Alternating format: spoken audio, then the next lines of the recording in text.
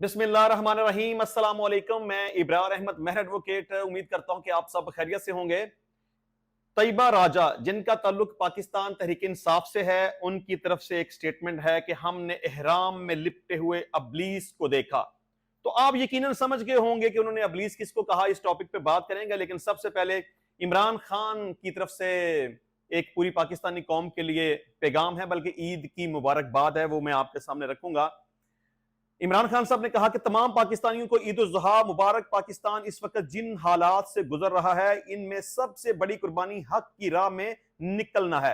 हक की राह में निकलना अफसल जहाद है। पाकिस्तान को दरपेश मसाइल का इसी वक्त खात्मा हो सकता है जब ये कौम हकीकी आजादी की जद्दोजहद में किसी भी किस्म की कुर्बानी देने से गुरेज नहीं करेगी।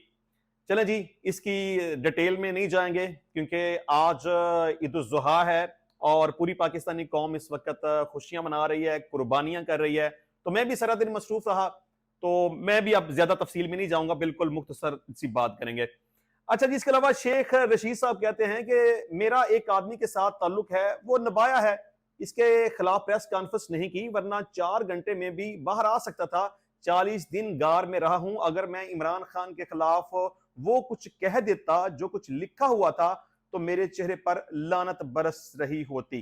चलें जी, शेख रशीद साहब ने इमरान खान के साथ बेवफाई की है। अब खुद को जितना मर्जी जस्टिफाई करने की कोशिश करें, लेकिन पूरी पाकिस्तानी कौम ये बात समझती है कि शेख रशीद ने इमरान खान का साथ नहीं निभाया। देखिए, इमरान खान साहब ने शेख रशीद को बड़ा ऑनर किया, बड़ा प्रोटोकॉल दिया, बल्कि उसके हल्के में अपना कैंडिडेट ही खड़ा नहीं किया। अगर इमरान खान साहब उसके हल्के में अपना उम्मीदवार खड़ा कर देते तो शेख रशीद कभी भी इलेक्शन नहीं जीत सकता था। लेकिन चलें, उसको ऑनर किया, उसके हल्के में कैंडिडेट खड़ा नहीं किया, उसको वजीर बना दिया। तो शेख रशीद ने बहरहाल इमरान खान साहब के साथ वफादारी नहीं की और अल्टीमेटली इमरान खान साहब को छोड़ दिया। अब शेख रशीद जितना मर्जी कहता फिरे कि जी मैंने वो नहीं कहा था जो मुझे कहा गया था, मैंने वफा निभाई है, मैंने दोस्ती निभाई है, तो उसने कोई दोस्ती नहीं निभाई। इमरान खान साहब ने ये जो हालिया इलेक्शन हुआ, इसमें अपना एक उम्मीदवार दिया था शेख रशीद के हल्के में। तो शेख रशीद अब बड़े तरले मिन्नतें करता रहा कि मैं इमरान खान का साथी हूं, मैं उसके साथ हूं, मैंने उसके साथ दोस्ती निभाई, मैंने प्रेस कॉन्फ्रेंस नहीं की। हालांकि उसने इमरान खान का साथ नहीं निभाया और अल्टीमेटली वो ये सीट हार गया। और आज शेख रशीद किधर है? चले, उसने जो अरूज देखना था देख लिया, लेकिन आजकल तो शेख रशीद का कोई नाम भी नहीं लेता। पहले एक टाइम था कि कोई ऐसा टीवी चैनल नहीं था कि जो शेख रशीद को हर रोज लाइव पे ना ले और उसका इंटरव्यू ना करे या उससे सवाल ना पूछे। लेकिन अब आपको शेख रशीद कहीं भी नजर नहीं आएगा। आप ये समझ लें कि इमरान खान साहब इस वक्त जिस हद तक पॉपुलर हैं, जो बंदा भी उनके साथ बेवफाई करता है या उसको छोड़ देता है, तो फिर उसका नाम सियासत से काफी दूर चला जाता है। चलें जी, मेन टॉपिक की तरफ आते हैं। तैयबा राजा तहरीक इंसाफ के साथ उनका ताल्लुक है और उन्होंने एक इंतहाई लेवल की बेहुदा और फजूल किस्म की स्टेटमेंट दी है। बल्कि शायद मैं इसे अच्छे तरीके से बयान ना कर सकूं कि जिस लेवल की इन्होंने घटिया हरकत की है कि हमने एहराम में लिपटे हुए अबलीस को देखा। अब अबलीस का तो आपको पता है ना, शैतान का भी आपको पता होगा। अबलीस शैतानों का बादशाह कह लें या सबसे बड़ा शैतान कह लें या शैतानों का सरदार कह लें, कुछ भी कह लें। अब इन्होंने अबलीस का लफ्ज मखसूस 4-5 लोगों के लिए बोला है। कौन? शहबाज शरीफ, जनरल आसिम मुनीर, मोहसिन नकवी, इसहाक डार, अता तारड़। अब इस बीबी ने अबलीस इन लोगों के लिए यह लफ्ज इस्तेमाल किया। क्यों किया? क्योंकि शहबाज शरीफ साहब और आसिम मुनीर साहब अपनी पूरी काबीना के साथ, इस टीम के साथ उम्रा की अदायगी के लिए सऊदी अरेबिया में मौजूद थे और उनकी एक तस्वीर भी सोशल मीडिया के ऊपर आई, टीवी के ऊपर आई कि वो एहराम में मौजूद थे। तो उनके लिए खास तौर पर यह लफ्ज इस्तेमाल किया गया और उनको अबलीस कहा गया। अच्छा, सबसे पहले बंदा इस बीबी से पूछे कि बीबी तुम ये बताओ कि अगर तुम्हें कोई डायन कहेगा तो तुम्हें सही लगेगा? तुम्हें कोई चुड़ैल कहेगा तो तुम्हें सही लगेगा?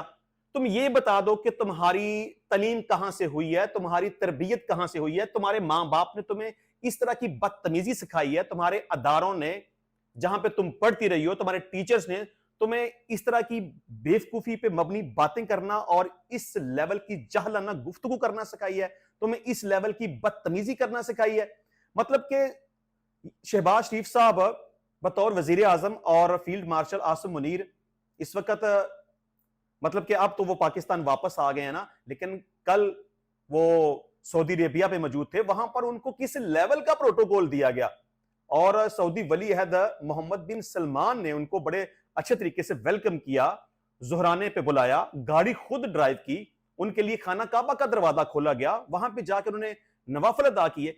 मतलब कि उन्हें वहां पर तो इतना इज्जत और एहतराम दिया गया, लेकिन ये बीबी कहती है कि अबलीस। देखिए, सबसे पहली बात तो यह है कि क्या अबलीस को इस बात की इजाजत है कि वो इहराम बांध सके? क्या शैतान को इस बात की इजाजत है कि वो खाना काबा के अंदर दाखिल होकर नमाज पढ़ सके? क्या अबलीस को इस बात की इजाजत है कि वो इहराम बांध सके?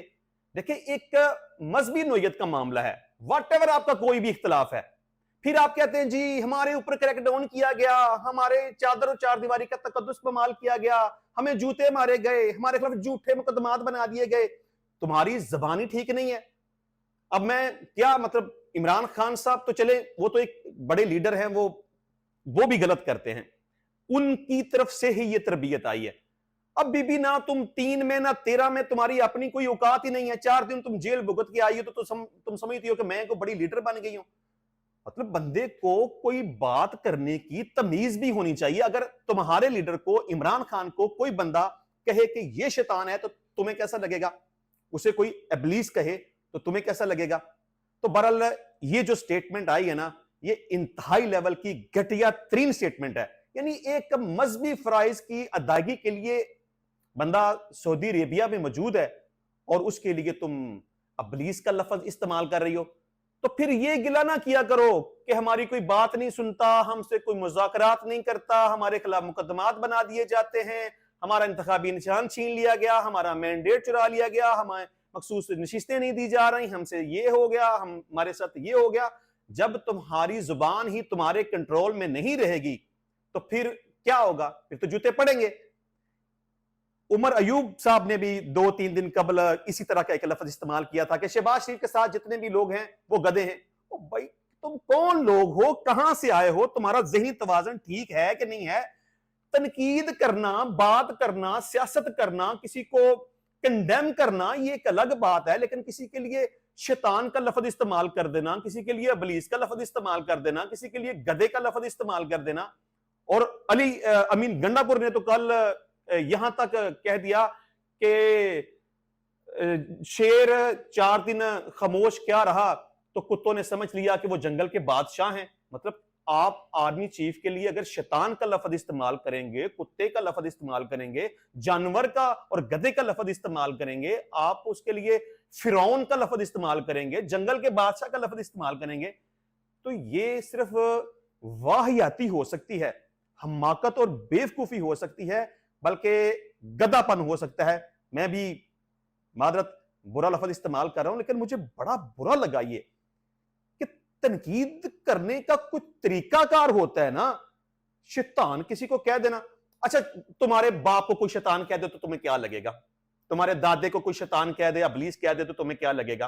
तुम्हारे खानदान को कोई शैतान और अबलीस और गधा और उल्लू का पट्टा कह दे तो तुम्हें क्या लगेगा? बंदे को ना थोड़ा सा अपने गिरेबान में झांकना चाहिए कि आप शीशे के घर में नहीं रहते। आप अगर दूसरों के ऊपर पत्थर फेंकेंगे तो ये तवक्को रखें कि आपके ऊपर भी पत्थर बरसेंगे। ये इसको मैं जितना भी कंडेम करूं वो कम है। फिर इमरान खान साहब एक तरफ कहते हैं कि जी मैं मिलिट्री एस्टेब्लिशमेंट से बात करना चाहता हूं, और एक तरफ गालियां निकालते हैं। और ये मतलब क्या, मैं अब खतून है, इसको मैं क्या कहूं, क्या हैसियत और औकात इसकी है? ये फिर क्या होगा? तुम्हारे खिलाफ फिर एक और पर्चा हो जाएगा, तुम्हें पकड़ के फिर जेल के अंदर डाल देंगे। बात अगर मुज़ाकरात की करेंगे तो फिर इंसान बन के रहना पड़ेगा। इंसान नहीं बनेंगे, बदतमीजी करेंगे और गालियां देंगे तो फिर कोई भी आपसे बात नहीं करेगा। आप क्या समझते हैं कि आप मुक्का लहराएंगे तो कोई आपसे बात करेगा? किसी को आप गधा या शैतान कहेंगे तो कोई आपसे बात करेगा, किसी की मां बहन एक कर देंगे तो कोई आपसे बात करेगा। पाकिस्तान तहरीक इंसाफ अपनी बदजुबानी की वजह से, अपनी बदतमीजी की वजह से और जिस तरह से वो बुरे अल्फाज इस्तेमाल करते हैं उस वजह से बहुत दूर चली गई है। ये जो आप समझते हैं ना कि मिलिट्री एस्टेब्लिशमेंट, ये लेला आ गया, ये गधा आ गया, व्हाट इज नॉनसेंस। कौन लेला, कौन गधा, कौन शैतान, कौन इब्लीस? और भाई सारे यहां पे एक ही हैं। कौन मिलिट्री एस्टेब्लिशमेंट की मर्जी के बगैर पाकिस्तान में हुक्मरान आया है? जितने भी आए हैं सब उनकी मर्जी के साथ आए हैं, और जितने भी गए हैं सब उनकी मर्जी के साथ गए हैं। इमरान खान साहब जब आए थे तब भी उनकी मर्जी के साथ आए थे। आज कहते हैं ना कि ये फौज का, यासर मुनीर का ये लेला है, तो जनाब इमरान खान साहब भी लेले ही थे। सब सियासतदान लेले हैं एस्टेब्लिशमेंट के, कोई इनकी मर्जी के बगैर नहीं आज तक आया, और मुझे नहीं लगता कि आइंदा मुस्तकबिल में भी कभी कोई आएगा। तो इसलिए आप, अगर फिर मैं कहूंगा कि कोई समझते हैं ना कि मिलिट्री एस्टेब्लिशमेंट की तरफ से कोई थोड़ा बहुत रिलीफ आपको मिल जाए, या कोई बंदा आपसे बात करने के लिए तैयार हो जाए, या आपको कुछ फायदा हो जाए, या कभी इमरान खान साहब की रिहाई हो जाए, तो फिर थोड़ा सा ना बदतमीजी को रोकें और अपनी जबान को थोड़ा सा कंट्रोल करें। देखें, मैं तनकीद करता हूं, खुल के करता हूं, इमरान खान के ऊपर भी करता हूं, मरियम बीबी के ऊपर भी करता हूं, शहबाज शरीफ, नवाज शरीफ के ऊपर भी मैं टका के तनकीद करता हूं। लेकिन जहां पे बात गाली की आएगी, जहां पे बात बदतमीजी की आएगी, जहां पे इस तरह के अल्फाज का इस्तेमाल होगा, मैं किसी भी सूरत में उसको नहीं स्पेयर करूंगा। मैं बात करूंगा, तनकीद करूंगा, मैं सख्त अल्फाज उसके लिए इस्तेमाल करूंगा। तो बहरहाल ये जो बीबी तैयबा राजा है, ये खतून है, मैं बड़ा लिहाज कर रहा हूं कि मेरे मुंह से कोई ऐसा लफ्ज ना निकल जाए।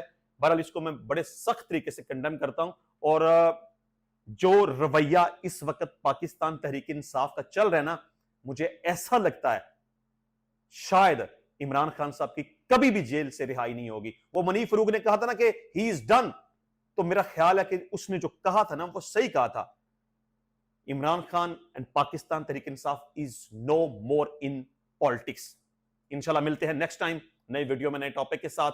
तब तक के लिए इजाजत दीजिए। अल्लाह हाफिज।